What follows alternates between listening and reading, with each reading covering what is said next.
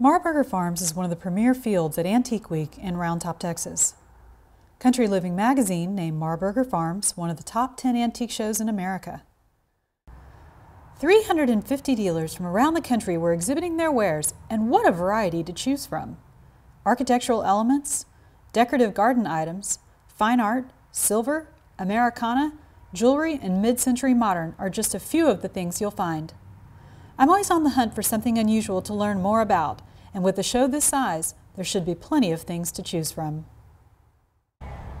I absolutely love antique tiles, and it's probably not something that you consider resourcing or purchasing when you're out at estate sales or antique shops. But today I'm talking with tile expert Colleen Martin. She's going to tell us a little bit about how she finds her things, how you can determine the age of them, and what some of the processes were in which they were made. Okay. This type of tile is a really special type of tile, and it's not your typical tile that you would normally find. Why? Because it's actually a floor tile. It's not a wall tile, and most people are used to seeing the antique wall tiles that are porcelain bodies with very nice artistic qualities, and then they have a glaze over them. Mm-hmm. These are actually unglazed. Now this is a high-fired vitreous porcelain as well, but it's unglazed, and the color is actually in the tile.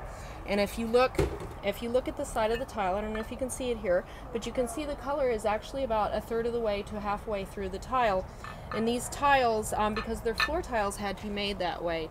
So in order to make them with a pattern like this, they would take a really, really fancy cookie cutter, and they would hand pour each color into the tile one at a time, getting all the delineations and the color and the pattern in each mold, and then they would let it dry. And then after the clay was dry, they would remove the mold, and the tiles were made upside down, and they would pour a solid color on the back and press it down, and then it would be fired. So actually you can sand the surface of these tiles, and you can walk on them for 150 years, and you're not going to destroy them. And you're not going to do anything, which is how we can, still find them today in really good shape. So we know when these are unglazed, they were made for the floor, and the ones with the glaze were made for the wall. Correct, because the glazed tiles don't do so well on the floor. In fact, I have some that were inset into my floor in my historic home, and you can tell when they've been walked on, the glaze starts chipping up, and you'll start to lose the picture in the tile and start to see the underbody of the porcelain. These tiles were not glazed, so there's nothing to chip off. The color is actually in the tile, which is why you can walk on them for 150 years, and then you can still pull them up and reclaim them and still treasure them today and relay them. 150 years. Okay, that was going to be my next question. Mm-hmm. How old are these tiles? These tiles, they started making them in 1840s in France, and they made them up until about 1920. Mm-hmm. And in 1920 the market kind of died in France, and then you will see other countries start making them. When they were made post 1920, they had synthetic pigments. From the original ones that were made between 1840 and 1920 have natural earth pigments, and you can tell when they're fired. You can see especially the browns and the oxides, because they're natural oxides. You'll see the red fade into a dark, and that's just temperature sensitive where it was in the big kiln. The pigment will tell you that this is an old tile. And you can also see on the back, you can also see the original mark with a shaved mortar back, because when we pull them up, they have about 2 inches of mortar bed, and we shave them off with a really big saw so that they can be relaid. So, but if they've never been laid down, they're either inventory that never was sold, or you need to look at the pigment on the face and make sure that it's a natural earth pigment, because these really aren't made anymore. The porcelain clay that these were made with is gone. So you mentioned these were originally made in France, and then in England and in the U.S. Correct. Are there any kind of pointers that would tell us, like an indicator for what country they were made in? Yeah, it's actually very easy. When you see a tile like this, the first thing most people do is they look at the face and they see the design and they see the pattern, and you'll look to see if it's glazed or unglazed. And once you know it's a floor tile, the thing to do is to flip it upside down. Oh. And the English ones were always made with a terracotta base. Okay. And they were made, like I told you, these were made upside down. The English ones were made right side up, and the pattern was impressed with like a wood mold into the top, and then a slip was poured in. So you'll see a terracotta body punctuated with holes for firing in an English tile. In the U.S., they were made very much in the English style, but they're always marked in the U.S. The U.S. ones will either say U.S. encaustic or American encaustic.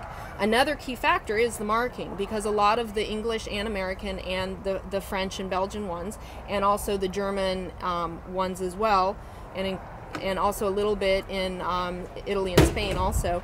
They're usually marked. Now this one's quite a nice marking. If I flip it right side up, you can see it's got 4 rampart lions. And this manufacturer is Duzes, and it was made in a town called Maubeuge. And you can see Duzes here and Duzes here, and you'll see, if you could see this, it actually says Maubeuge right there, which is right on the borderline of Belgium and France.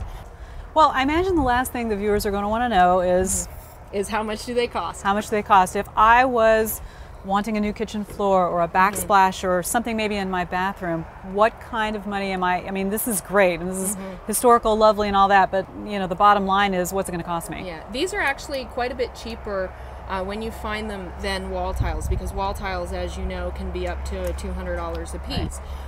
These range between $12 a piece for the simple patterns, or the patterns that we reclaim quite a bit, because they were in large commercial areas and will reclaim 2,000 square feet, to something like this tile, which was reclaimed from the outside of a building, and we have 35 pieces, which can get up there into like the $75, $80 range. And then when you pull up, sometimes you'll pull up really special tiles like this, which has a very Art Nouveau motif, and they're very rare. And you have the butterfly motif with the peacock feather, and when you put this floor together, it flows even more, and then there's a border that goes around it. A lot of times these were set to look like Oriental rugs, and so you'll have really fancy double borders that go along with it, and you can actually set them down as an Oriental rug in tile. So, but the price does vary, but they're a little bit more affordable than what people know for wall tiles. Wonderful. Well, I appreciate you taking the time to show them to us today. And all I want to know is, when are you coming to my house? Tomorrow. Perfect. Sounds good, huh? Arriving early on the first day puts you in the best position to find an exclusive pick. You have to have a great eye to spot that something special before someone else. Jodie Roberts gives me the exclusive on the find of the week. I always love the story of a good find and what some of people's favorite things are. So tell me, this is a fabulous booth. I had to stop here because I was attracted to a little bit of everything, especially all of the crowns that we have, which I should be wearing one right now. Anyways, my question for you is, out of all these wonderful things in your booth, what is your favorite find? Well, one of the favorite things that I think, and I was very happy to get, were these pair of French altar sticks. They're probably from the 1850s and in very nice condition considering the age that they are. So I was real tickled to get those, because that's my love. French and Italian things. French and Italian combination. Yeah. What do I do if I decided I wanted these? Where would I put them in my home?